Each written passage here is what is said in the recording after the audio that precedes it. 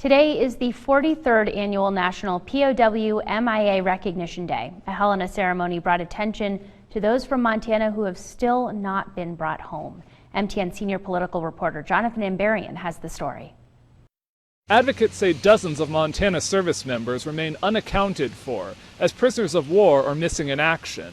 And on Friday, people gathered in Helena to ensure that those service members aren't forgotten. Frederick A. Goodell, Butte, Montana, World War II, missing in action. On a solemn, rainy morning, volunteers read out the names of 53 Montanans who have yet to be returned during a ceremony at the Lewis and Clark County Veterans Memorial in Memorial Park. Corporal Victor J. Perker, United States Marine Corps, Trout Creek, Montana, Vietnam. And we want to make sure it stays on the top of the priority list so the rest of America know what these people gave up and what their families gave up when they didn't come home. Staff Sergeant Patrick J. McGee, United States Army, Alder, Montana. The names include 8 Montanans who served in World War II, 27 from the Korean War, 16 from the Vietnam War, and 2 from the Cold War. 8 more service members have since had their remains identified and returned, but their names were still read out. Lieutenant Junior Grade Donald F. Wolf, United States Navy, Hardin, Montana, Vietnam, October 8, 1967, returned.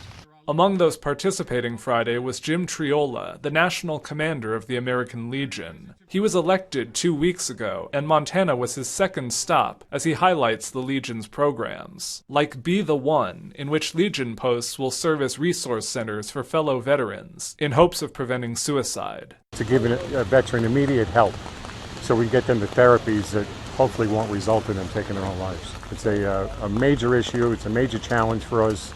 Triola also visited the state capitol, Montana National Guard, and Fort Harrison VA Medical Center. In Helena, Jonathan Ambarian, MTN News.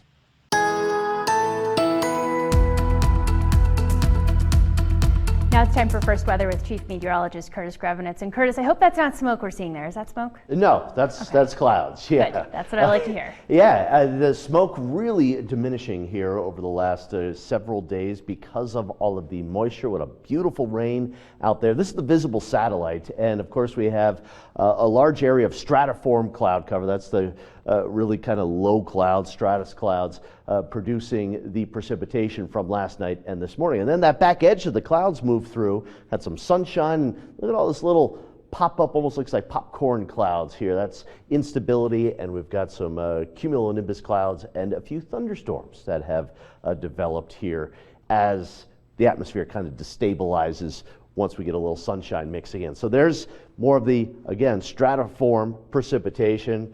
And then we've got some thunderstorms popping up just off towards the west here.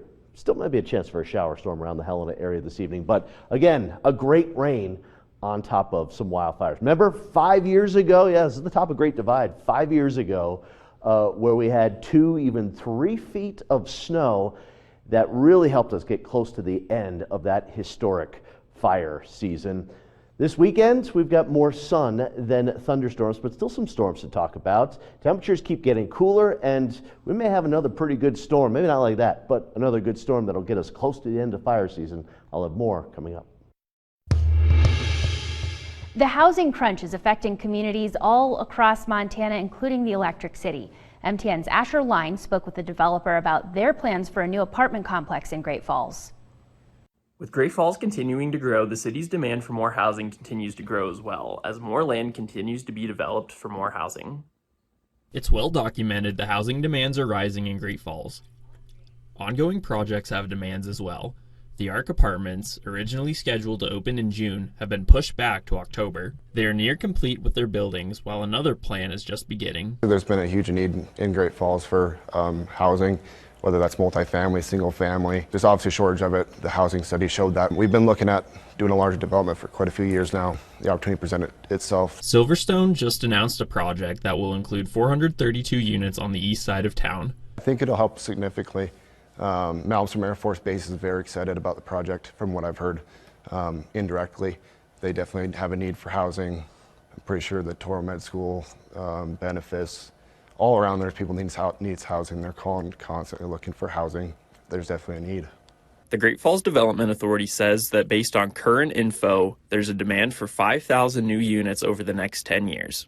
That number is a total for both apartments and houses. Kind of at all price levels in the Great Falls market. Given that, we've been able to support, and the city has really supported, a couple exciting projects. Overall, the growth is on its expected trajectory, and these two projects are looking to help address the city's needs. They're going to help us move the needle on that, but they're really just scratching the surface of the demand that we've been able to show. So what we're doing is trying to work with developers who are in our market and trying to attract developers to our market that can help us close the gap. In Great Falls, Asher Lind, MTN News. Montana Fish, Wildlife, and Parks have made their Elk Management Citizen Advisory Group recommendations available for public review and comment. The 15 recommendations include things like more incentives for landowners to allow public access, expanding hunter education, and the possibility of requiring hunters to choose either archery or firearm season to hunt. The group was organized last spring, and it's composed of 12 people meant to represent a wide range of stakeholder views. They are working to develop new ideas for elk management issues. Staff assessments of each proposed plan, along with the ability to comment, can be found on the FWP website. The deadline for public comment is October 14th at 5 p.m.